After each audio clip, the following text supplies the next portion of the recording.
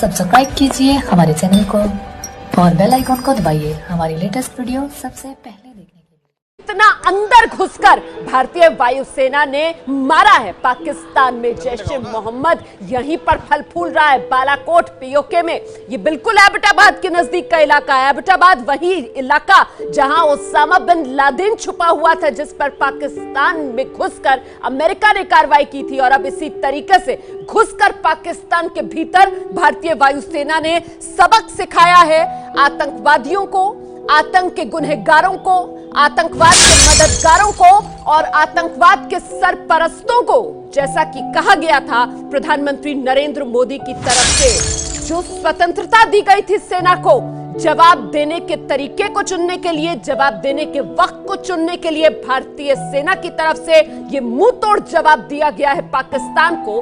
भीतर घुस के पाकिस्तान में बम बरसाए हैं भारतीय वायुसेना ने। पाकिस्तान पर भारत का यह बड़ा एक्शन, छेड़ोगे तो छोड़ेंगे नहीं, ये सबक जो भारत ने सिखाया है। देखिए, उरी के बाद जिस तरीके से सर्जिकल स्ट्राइक हुई थी, वैसे ही पुलवामा आतंकवादी हमला 14 फरवरी को अंजाम दिया जाता है और 12 दिन के भीतर भीतर, आज 26 फरवरी है, 12 दिन के भीतर भीतर सेना की तरफ से ये मुंहतोड़ जवाब जो पाकिस्तान को दिया गया है।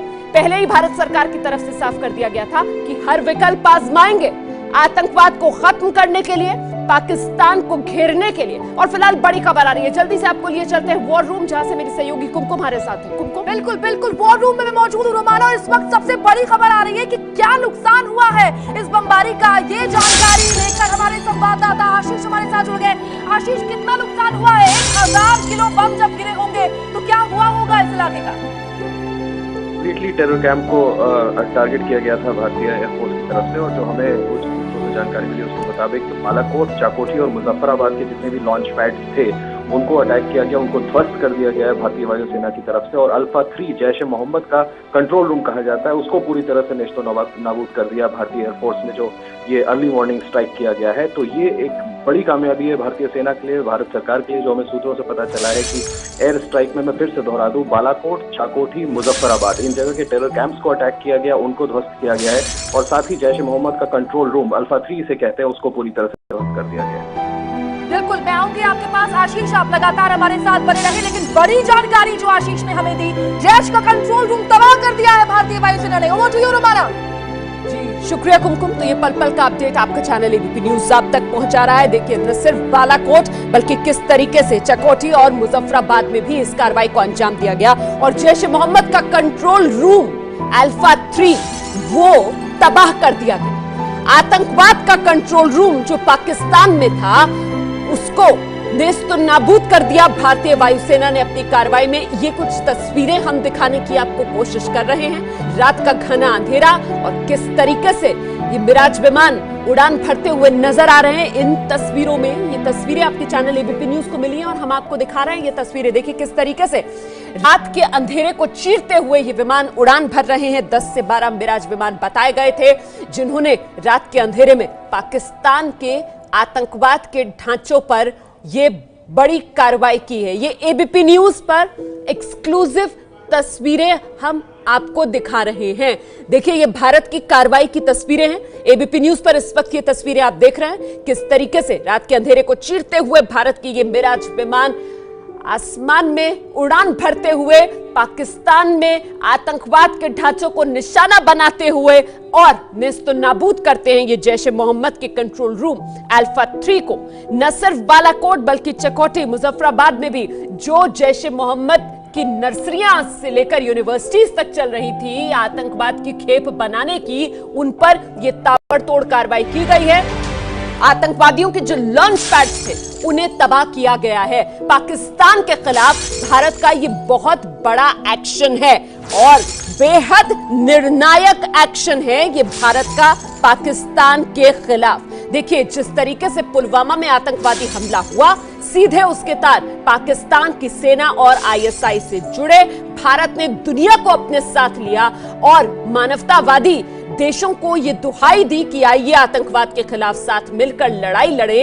ऐसे में पूरी दुनिया भारत के साथ, पाकिस्तान के खिलाफ भारत का बहुत बड़ा ये सैन्य एक्शन भी, क्योंकि कूटनीतिक कदम तो हम लगातार उठा ही रहे थे और पुलवामा आतंकवादी हमले के बाद ये पाकिस्तान के खिलाफ पहला बड़ा सैन्य एक्शन। सीधे लिए चलते हैं आपको, नीरज इस वक्त हमारे साथ मौजूद है। नीरज, अपडेट क्या है? और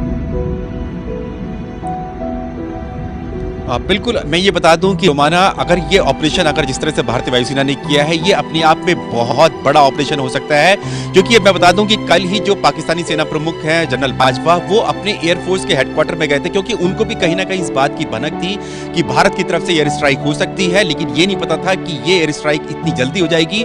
महज 12 या 15 घंटों के अंदर जैसे ही एयर हेडक्वार्टर में जो पाकिस्तान के एयरफोर्स चीफ हैं और पाकिस्तानी थल सेना के जो चीफ हैं जनरल बाजवा, उन दोनों की मीटिंग हुई इस बात पर कि क्या भारत की तरफ से अगर इस तरह की एयर स्ट्राइक हुई तो उनका क्या जवाबी कार्रवाई होगी।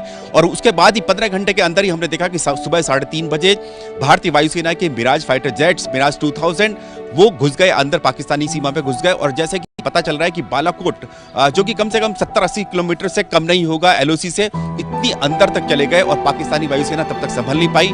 वहां पर उन्होंने स्ट्राइक किया और स्ट्राइक करने के बाद जब तक पाकिस्तानी वायुसेना के फाइटर जेट्स भारत को कोई रिस्पॉन्ड कर पाते, भारतीय वायुसेना के फाइटर जेट्स को कोई नुकसान पहुंचा पाते, तब तक भारतीय वायुसेना के सभी फाइटर जेट्स, जो कम से कम 10 फाइटर जेट्स से, वो वापस अपनी सीमा में आ गए हैं। अभी सिर्फ इस बात का असेसमेंट हो रहा है कि क्या क्या नुकसान हुआ पाकिस्तान की तरफ से और क्या भारत की तरफ से आधिकारिक जानकारी होगी। लेकिन पाकिस्तानी वायुसेना ने खुद अपने फोटो रिलीज किए हैं और बताया है कि कहां पर मान लिया है ना, इस बार बात को मान लिया है। जिस तरीके से हमने पिछली बार देखा था कि सर्जिकल स्ट्राइक पर तो वो कह रहा था कि उसको कोई असर ही नहीं हुआ है, लेकिन इस बार पाकिस्तान घिर गया है, इस बार पाकिस्तान बुरी तरीके से डरा हुआ है। उस पर मैं आपके पास आऊंगी, लेकिन नीरज राजपूत, पाकिस्तान को बिल्कुल जिसे कहते हैं ना कि घेर लिया, चौंका दिया, जिसकी पाकिस्तान ने उम्मीद भी नहीं की होगी, ऐसा मुंहतोड़ जवाब भारतीय सेना की तरफ से दिया तो गया है पाकिस्तान को। नीरज, नहीं, बिल्कुल रोमाना, इस बार पता था पाकिस्तान को, इस बार जानकारी थी कि एयर स्ट्राइक होगी। कल ही इस बारे में बड़ी मीटिंग हुई थी, इसलिए ये सरप्राइज एलिमेंट भी नहीं कहेंगे कि सरप्राइज है।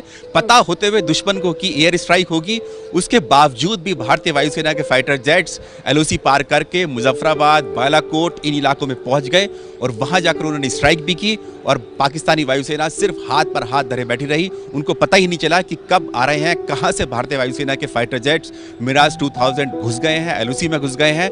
डीप पेनिट्रेशन जो कि भारत हासिल है इन एयर फाइटर जेट्स की, मिराज की, कि ये डीप पेनिट्रेशन करते हैं, यानी कि दुश्मन की सीमा में अंदर तक घुस जाते हैं और दुश्मन को पता नहीं चलता है। ये इस फाइटर जेट की, मिराज 2000 की खूबी होती है और उसने आज ये प्रूव कर दिया। इससे पहले करगिल में भी दिखाया था उसने, और आज एक बार फिर उसने दिखाया है कि किस तरह से पाकिस्तानी सीमा में घुसकर बालाकोट में, मुजफ्फराबाद में, कम से कम 2 जगह तो ये पक्की ही है जहां पर जाकर उन्होंने स्ट्राइक की और पाकिस्तान सिर्फ बिलबिलाता रह गया। 2 घंटे बाद पता चला पाकिस्तान को कि भारतीय वायुसेना के कम से कम 10 फाइटर जेट्स एलओसी पार करके पाकिस्तान में घुसकर ऑपरेशन करके वापस। बड़ी बात बता रहे हैं नीरज राजपूत, कह रहे हैं कि पाकिस्तान में खलबली तो थी, पाकिस्तान डरा हुआ तो था, बिलबिलाया हुआ तो था, उसे लग रहा था कि भारत की तरफ से बड़ी कार्रवाई की जाएगी, लेकिन जिस तरीके से भारतीय वायुसेना ने इस कार्रवाई को अंजाम दिया है, संभलने का मौका नहीं दिया भारतीय वायुसेना ने पाकिस्तान को। ऐसी जवाबी कार्रवाई की गई है पाकिस्तान के खिलाफ भारत की तरफ।